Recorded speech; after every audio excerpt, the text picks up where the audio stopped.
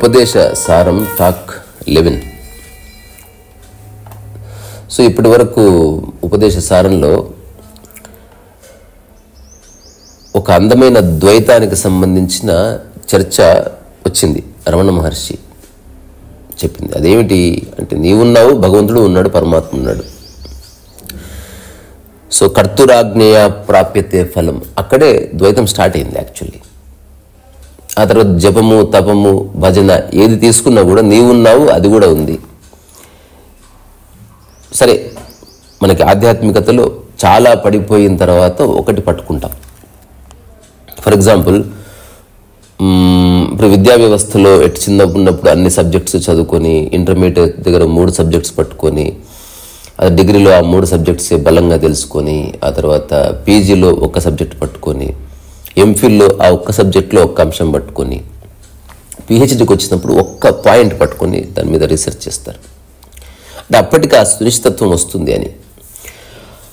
అట్లా మనిషిలో ఉన్న మస్తిష్కానికి తను పొందాలనుకుంటున్న దానికి వాటి మధ్యన ఒక్కొక్కరికి ఒక్కొక్క రకమైన శక్తి ఉంటుంది. కాబట్టి ఒకరికి కర్తాభావన లేకుండా ఎట్లా జీవితాన్ని అనుభవించవచ్చు అని టక్కున అర్థమైపోవచ్చు. కానీ మిగతా వాళ్ళకి అంత అర్థమయ్యే విషయం కాదు అది.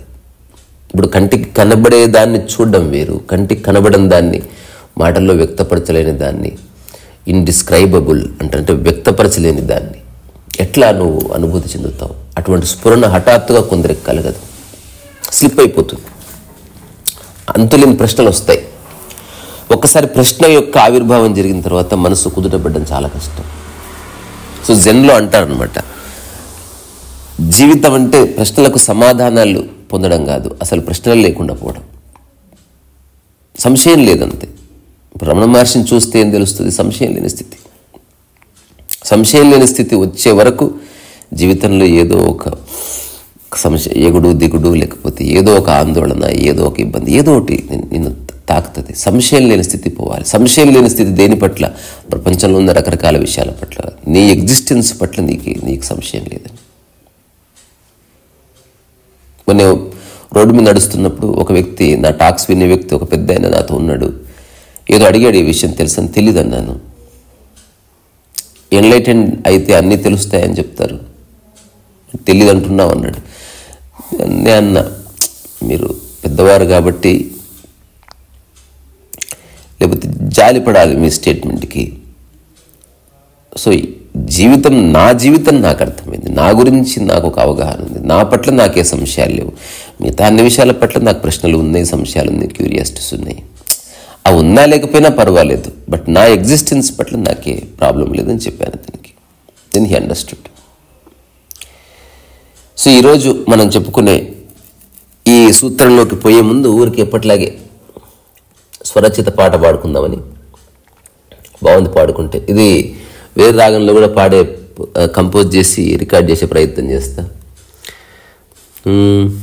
వదనం సహజం రమణీయం, జ్ఞానం సదా స్మరణీయం, సాకారం సునిశ్చలం, ఆకారం అరుణాచలం, రూపం అతి కోమలం, నిశ్చల సుందర శ్యామలం, నడిచే అరుణ కిరణం, కురిసే కరుణ శిఖరం, సర్వ ప్రాణకోటి సమానం, సమత్వమే ఆత్మ ప్రమాణం, నిర్గుణం మౌన ప్రసాదద్వారం, కర్తాశూన్య ఉపదేశ సారం, రీసామృతవాక్ అద్వయం, రమణాని స్థితి నా హృదయం, రమణాని స్థితి నా హృదయం. సో భక్తి మార్గంలో ఉన్న ఒకే ఒక చిక్కు అని నేను చాలాసార్లు విషయం చెప్పాను. ఇప్పుడు ఒక భక్తి అంటే ఏదో ఒక అన్నిటినీ పరమాత్మకి అట్రిబ్యూట్ చేయడం చాలా అద్భుతమైన దగ్గరి దారి. అది షార్ట్ కట్ అది ఒకవేళ ప్రయాణం చేయాలనుకుంటే. కానీ సమస్య అంతా ఏమిటి? అక్కడ కూడా ఒక విధమైన కండిషనాలిటీ ఉంది. ఇప్పుడు ఎగ్జాంపుల్ ఒక భక్త కన్నప్ప స్టోరీ తీసుకుంటే, భక్త కన్నప్ప ఉన్నాడు, శివుడు ఉన్నాడు, వాళ్ళ మధ్యన ఏదో జరిగింది, దెర్ ఇస్ నో ప్రాబ్లం. కానీ ఈ ప్రపంచంలో నువ్వు ఏ దైవాన్ని అయితే ఆరాధిస్తున్నావో, లేకపోతే ఏ మూర్తిని అయితే పూజిస్తున్నావో, దాన్ని విమర్శించే వాళ్ళు కూడా ఉన్నారు, దాన్ని విమర్శించే సిద్ధాంతాలు కూడా ఉన్నాయి. సో భక్తి మార్గం పట్టుకున్నవాడు ఎక్కడో ఏకాంతంగా ప్రపంచాన్ని మర్చిపోయి తన న్యూస్ గీసి ఏమి చూడకుండా ఉంటే ఓకే, కానీ తను అమితంగా తనకంటే ఎక్కువగా, తన తల్లిదండ్రుల కంటే అన్నిటికంటే ఎక్కువగా ఆరాధించే ఒక దైవాన్ని ఏమన్నా అన్నాడు అనుకోండి, కోపం వచ్చే అవకాశం ఉంటుంది. అదొక్కటే భక్తి మార్గంలో ఉన్న చిక్కు. ఎందుకు? నీ కర్త భావనని పరమాత్మకి నువ్వు తాకట్టు పెట్టావు కాబట్టి దానికి ఏదన్నా జరిగితే నీకైన భావన, ఎట్లాగైతే పిల్లవాడికి ఏదన్నా జరిగితే తల్లికి కాస్త గాయమయ్యే ప్రమాదం ఉందో, తాదాత్మ్యత వల్లనే పక్కింట్లో ఉన్న వాళ్ళకి ఎవరికి ఇబ్బంది కలగదు కదా. సో రమణ మహర్షి ఈరోజు చెప్తున్న సూత్రం ఏంటంటే, ఆ తాదాత్మ్యత కూడా అక్కర్లేదు, ఆ మాత్రం కండిషనింగ్ కూడా అక్కర్లేదు, అందరికంటే ఉత్తమమైన స్థితి ఏమిటని చెప్తున్నాడు. ఊరికి అది శ్లోకంలాగా పాడుకొని దానికి వీటికి ఎక్కువ వ్యాఖ్య అక్కర్లే, ఎందుకంటే ఆ శ్లోకంలోనే అర్థం స్ఫురించే విధంగా ఉంటుంది.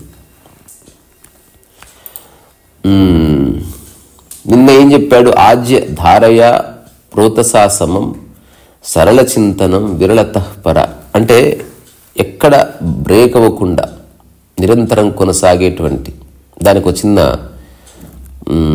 ఉపమానం కూడా ఉపయోగించారు. ఆజ్య ధారయ అంటే నెయ్యి మనం స్పూన్ నుంచి పోసినప్పుడు ఆ స్పూన్ అంటుకొని నేలకు పడే వరకు నెయ్యి ఎక్కడ బ్రేక్ అవ్వదు, నీళ్లు బ్రేక్ అవుతాయి. అంటే చిన్న జిగురు ఉంటుంది దాంట్లో. తర్వాత ఒక చిన్న నెయ్యి కానీ నువ్వు సీసము కానీ కరిగించి పోసినప్పుడు అవి ఆల్మోస్ట్ సాలిడ్గా పడ్డట్టే కనిపిస్తాయి. ఒకవేళ కంటిన్యూస్గా పోస్తే you don't feel as if something is falling. అంటే ఒక నిరంతరత అనేది మనం దర్శించవచ్చు, బట్ అలాగే ఎలాంటి కదలిక కూడా ఉండదు. అట్లా నిరాఘాటంగా కొనసాగేది చాలా ఉత్తమమైంది, నిరంతరం బ్రేక్ అయ్యే దానికంటే కూడా. సో ఇప్పుడు మనుషులు చేస్తున్న చాలామంది ఆధ్యాత్మిక ధ్యానాలు బ్రేక్ అవుతుంటాయి. ఈరోజు పొద్దున్న గంట సేపు, లేదా పడుకునే ముందు గంట సేపు. నన్ను ఎవరిని అడిగితే చాలాసార్లు అడుగుతాను, ఆ గంట సేపు సరే, మళ్ళీ ఆ గంట వచ్చే వరకు మధ్యలో ఏం జరుగుతుంది? Is it meditation or unmeditation? What is it? Or being lost, లేదా అవేర్గా లేవా? What is it? ఏదో ఒకటి ఉండాలి కదా. సో దానికి జవాబు ఏమిటి అంటే, మెల్లగా మన యొక్క శ్రద్ధ అన్ని దిక్కులా విస్తరించి సమశ్రద్ధ అనేది ఎస్టాబ్లిష్ అయితే ఈ సూత్రాలన్నీ రాను అర్థం అవడం అనేది ఖచ్చితంగా జరుగుతుంది. ఈరోజు ఏం చెప్తున్నాడు? భేదభావనాత్ సోహమిత్యసౌ భావనాభిద పావనీమత. అంటే పరమాత్మ వేరు, నేను వేరు అనే భేద జ్ఞానం కన్నా అతడే నేను అనే అభేద జ్ఞానమే పావనమైనది. మనకు ఆధ్యాత్మికతలో కొన్ని వింత పదాలు ఉన్నాయి. మనస్సు అంటాం కదా, కబీర్ లాంటి వాడు అమనస్సు అనే పదం వాడారు. అట్లాగే జపనీస్ పరిభాషలో మైండ్లెస్ మైండ్ అనే పదం వాడారు. అట్లాగే జపము అంటే ఖచ్చితంగా చేయవలసింది, అజపము కూడా అన్నారు. ఇది ఓన్లీ భారతీయ ఆధ్యాత్మికతలోనే ఉన్నాయి ఈ పదాలు. ఇప్పుడు జపము చేయడం ఉంది, చేయకపోవడం ఉంది. అజపం ఏమిటి అసలు? ఇప్పుడు ఇది అజపానికి సంబంధించిన డైమెన్షన్. ఇప్పుడు జపం అంటే ఏమిటి? బ్రేక్ లేకుండా కొనసాగుతుంది అని. అజపం అంటే ఏమిటి? జపము చెయ్యకున్నప్పటికీ బ్రేక్ లేకుండా కొనసాగుతుంది. సేమ్ ద్వైతము అద్వైతము లాగా. దాని తర్వాత ఇంకొక పదం ఉంది, అది ఎందుకో ప్రపంచం మర్చిపోయింది. అందుకే నేను రాసిన ఈ చిన్న రమణ తాత గురించి రాసిన ఈ చిన్న పాటలో నేను చివరిలో రీసామృత వాక్ అద్వయం అని పెట్టాను, అద్వైతం అని పెట్టలే.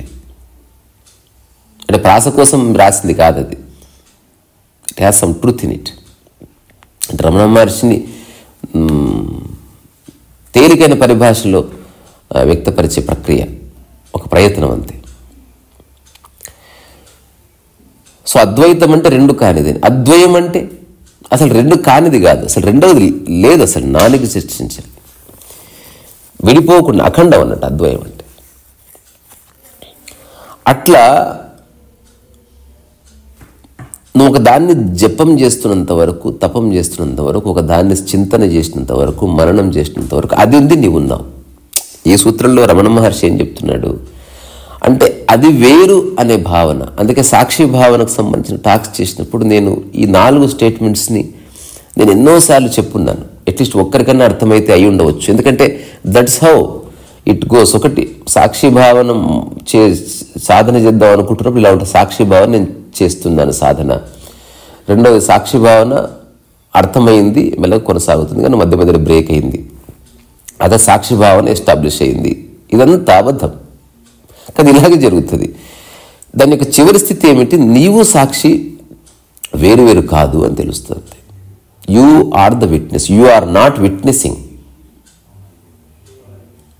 యు ఆర్ విట్నెసింగ్ అన్నది అది జస్ట్ భాషలో, still your mind is active. You are the witness, you are not witnessing. అట్లా ఏదైతే నువ్వు ఆరాధిస్తున్నావో అదే నీవనే భావన ఎట్లా కలుగుతుంది అంటే ఒకే ఒక్క విషయాన్ని అర్థం చేసుకుంటేనే నీవు పరమాత్మ, లేదా నీవు గురువు, లేదా నీవు అమ్మ, లేదా నీవు చూసేది, లేదా నీవు చూసేది ఏదైనా అదే నేననే భావన అట్లా కలుగు. తత్వమసి అన్నది ఆ అనుభవం కలగడానికి ఒకే ఒక్క దారి ఉంది. అదేమిటి అంటే నామరూపాలకు అతీతమైన దాన్ని నువ్వు దర్శించగలిగితే అదే నామరూపాలకు అతీతమైనది నీలో ఉంది కనుక అదే నేనని ఒక స్ఫురణ కలుగుతుంది.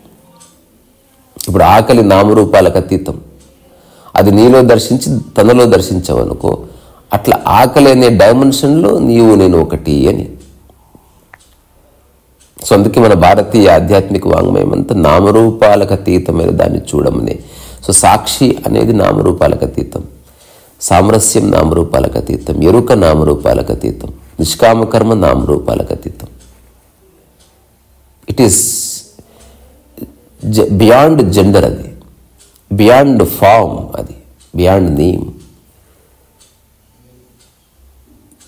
మనిషి యొక్క నిజమైన స్వరూపం అంటే ఇప్పుడు ఈ ఆధ్యాత్మిక పరమైన నేను అని అంటారు కదా, అది నామరూపాలకు అతీతమైన ఒకానొక స్థితి అంతే. అది విశ్వవ్యాప్తమైంది, అట్లాగే వ్యక్తిగతం అయింది, అట్లాగే అదొక అనామకతకు సంబంధించింది, అది అపరిమితానికి సంబంధించింది, అదొక పరిపూర్ణతకు సంబంధించింది. అట్లాగే దాన్ని వ్యక్తపరచడం సాధ్యం కూడా కాదు. ఎంత చెప్పినా చెప్పనట్టే, దో చెప్పకపోయినప్పటికీ చెప్పినట్టే. అందుకని భేదభావాలు మనకు రకరకాలుగా ఉన్నాయి. ఇనిషియల్లీ నీది నాది, ఆ కులము ఈ కులము, మతాలు, డబ్బుల పరంగా అవన్నీ పోయి ఇప్పుడు ఒక్కటి వచ్చింది భేదభావం, నేను పరమాత్మ. అది కూడా పోయి నీవే అది అక్కడికి రమ్మని చెప్తున్నాడు. అది అనుభవించాలంటే నేను చెప్పినట్టుగా మీరు కూడా ఆలోచించి నిర్ణయానికి రండి. నేనేదో కౌన్కిస్గా కొట్టంగానే మస్తు చెప్తాను, నమ్మకండి. సో పరమాత్మనే నీవు అని అర్థం చేసుకోవాలంటే నామరూపాలకు అతీతమైన దాన్ని చూడగలిగితే అది నీలోనే ఉంది అని తెలిసినప్పుడు అదే నేను అని భావన కలుగుతుంది, ఒక స్ఫురణ కలుగుతుంది. ఇంతకు మించి వేరే దారి లేదు. రమణ తాత చెప్తున్నది ఆ నామరూపరహిత స్థితి గురించి.